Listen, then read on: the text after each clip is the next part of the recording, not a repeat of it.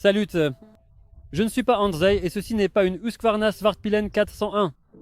Je ne ressemble pas à Andrzej, mais la Husqvarna Svartpilen 125 ressemble à la 401. Pourquoi? Probablement parce qu'elle partage beaucoup de composants avec elle, du cadre en passant par les roues jusqu'aux freins. Cela ressemble à la recette la plus simple pour réussir un petit motocycle. Husqvarna s'est demandé comment fabriquer une bonne 125 que tout le monde voudrait avoir. Le plus simple, c'est de prendre une grosse moto qui a déjà connu un beau succès commercial et d'y mettre simplement un petit moteur. C'est donc ce qu'ils ont fait. Et alors? Et il faut bien admettre qu'ils ont parfaitement réussi. Regardez donc cette moto. Est-ce qu'elle ressemble à une 125? Eh bien clairement non. Et c'est confirmé par les avis des gens qui s'arrêtaient pendant nos essais, demandaient de quel modèle il s'agissait et n'arrivaient pas à croire que c'était vraiment une 125. Parce qu'en effet, elle n'en a vraiment pas l'air. Même le moteur, si on le regarde, ne laisse pas deviner la petite cylindrée qui sommeille dans ce bloc. Commençons peut-être par ce qui est le plus important et constitue le plus grand atout de la Husqvarna Svartpilen 125, c'est tout simplement son apparence. La moto a un look incroyable. Une ligne moderne, dépouillée de tout plastique superflu, elle donne vraiment l'impression d'être une moto ultra légère. Peut-être qu'en réalité ce n'est pas tout à fait le cas, car 143 kg comparé aux marques concurrentes, ce n'est pas particulièrement impressionnant, mais la moto se manie vraiment très bien. En parlant encore de l'apparence, j'aimerais vous montrer ce que j'aime le plus chez elle. Le moteur noir, cadre noir, roue de bout noire, même les rayons sont noirs, échappement noir, c'est incroyable, franchement. J'adore les motos noires, donc dès que je l'ai vue, je suis pratiquement tombé amoureux d'elle sur le champ. Le moteur d'une cylindrée de 125 cm3 développe 15 chevaux, soit exactement ce qu'exigent les réglementations pour le permis de conduire catégorie A1 ou pour conduire cette moto avec un permis de catégorie B. La puissance est similaire à celle d'autres marques, mais 12 Nm font déjà une grande différence. Parce que je dois vous dire que cette moto accélère vraiment avec vivacité. Peut-être que non, ce n'est pas une valeur extraordinaire pour une 125. Et on sent clairement tout le temps que c'est une 125, mais elle procure vraiment beaucoup de plaisir. Et même lorsque, pour la première fois, je roulais ici dans les montagnes autour de Barcona, j'ai pu ressentir ce qu'elle offre, comment elle se comporte dans les virages, et c'était vraiment incroyablement amusant. En ce qui concerne le moteur, nous savons déjà qu'il est correct. La boîte de vitesse à 6 rapports, avec une première très courte, permet de démarrer de façon dynamique et ensuite, bien sûr, peut-être pas d'accélérer de manière ultra rapide, mais la montée en régime procure vraiment beaucoup de satisfaction.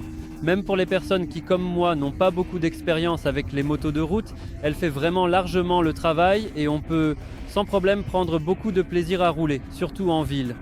Bien sûr, les longs trajets deviennent vite fatigants, mais même en roulant ici dans les montagnes et dans ces virages serrés, j'ai pris énormément de plaisir, tu vois. C'est vrai, au début, j'avais un peu peur, je ne vais pas dire le contraire, surtout quand on descendait la montagne et qu'on s'engageait dans ces virages serrés. Mais ensuite, j'ai pris le coup et je pense justement que la 125 est la moto idéale pour apprendre dans de telles conditions, parce qu'on peut simplement rouler à fond et juste balancer la moto d'un virage à l'autre. En parlant encore de ses avantages, qu'est-ce qu'il vaut la peine de mentionner?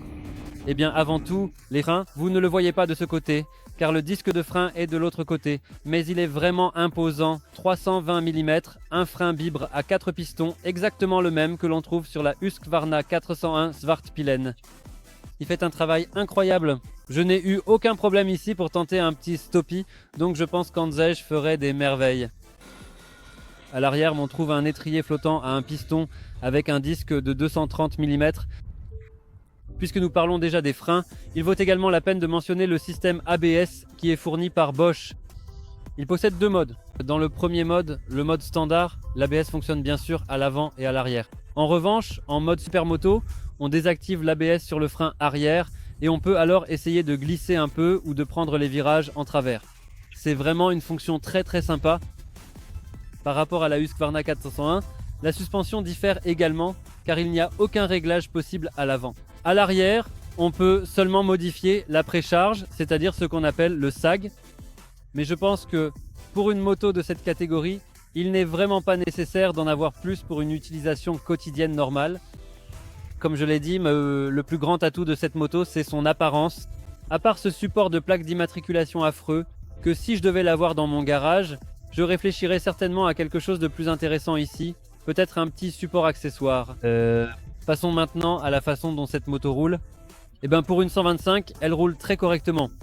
Elle est très vive, dynamique, il n'y a aucun problème pour prendre de la vitesse.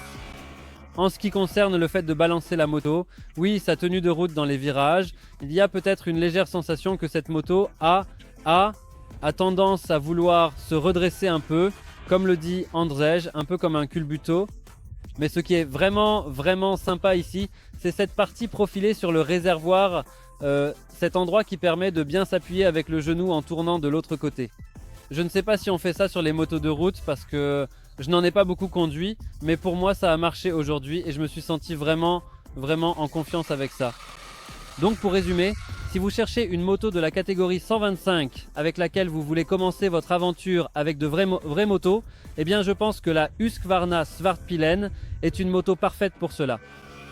Si elle vous plaît, je ne vois absolument aucun problème à ce que vous vous liiez d'amitié avec elle, que vous appreniez à la connaître beaucoup mieux et que vous puissiez progressivement déployer vos ailes avant de passer à des cylindrées plus importantes. Je considère cette journée passée avec la Husqvarna Svartpilen comme très positive. C'était mon premier vrai test routier de ce genre, donc c'était vraiment super. Je me suis clairement lié d'amitié avec la Husqvarna Svartpilen 125. J'en garderai un très bon souvenir et j'espère que nous pourrons encore passer ensemble quelques bons moments ici un jour. Merci beaucoup également. Depuis Basette Barcelone, c'est Elias qui vous salue, celui qui a testé pour vous la Husqvarna Svartpilen 125. Salut!